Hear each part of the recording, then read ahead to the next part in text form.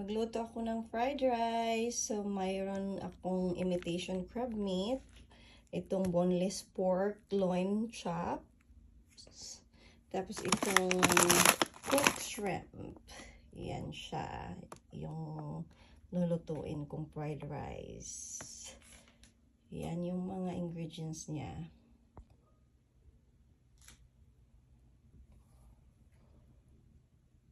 So na guys, malapit naman ito yung pork na para sa fried rice.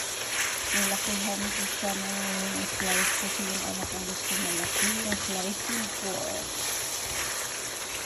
Tapos, iyan ko na yung shrimp. Sobrang dami ng shrimp. Sobrang dami ng sahog nito. Special to kasi breakfast ng daughter ko.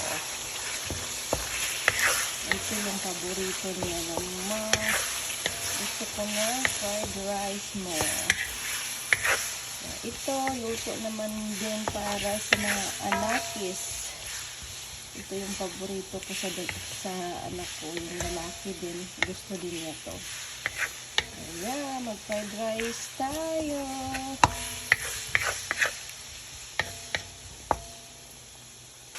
Ito ng pork shrimp. Ito naman yung imitation crab. Ayan, ang dami. Iubusin ko na yan. Ayan. Ayan, paborito. Anak ko ay excited na yan mamaya. Kasi nakaluto na ako ng paborito nilang special fried rice. So, yan na. Nahalo ko na yung tatlong, yung pork, shrimp, at saka yung crab. So, ayan na siya. Luto na yung crab, at saka yung shrimp, at saka pork. So, ang isunod ko na yung rice.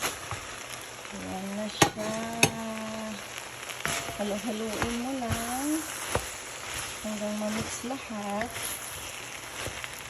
Ayan na, nahalo ko na yung fried rice, yung pork, at saka yung crab.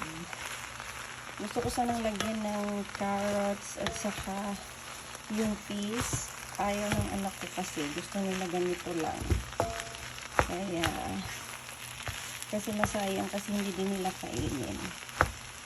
Ayan siya. Tapos kunting tuyo lang para mag-brown siya. Ayan. Ayan na siya. Ayan. Tapos mix na. Malapit na maluto yung fried rice natin. Yan na, malapit na maluto siya. So, i-add ko na yung egg. Nakalimutan ko ipakita sa inyo guys kanina yung egg na mayroon pala akong egg na isali dyan. So, 4 lang yan sila na ingredients. 4 lang yan sila na pang sahog ko. Yung crab, yung pork, shrimp, at saka egg. Yan lang siya. Yan, malapit na. Nagutom na din ako. Kasi punta pa ako sa isang trabaho ko. Kaya nagmamadali akong magluto. Yan. Yan na. Nahalo ko na siya lahat. Tapos, saka ko lagyan ng green onion. See, ang ganda na niya. Ang ganda na ng fried rice. Yan siya. See, perfect. Yan na yung special fried rice ko. Crab with crab, pork, shrimp, and egg. And lastly, yung onion na nilagay ko. Yan na. Ready to eat na siya. Yan.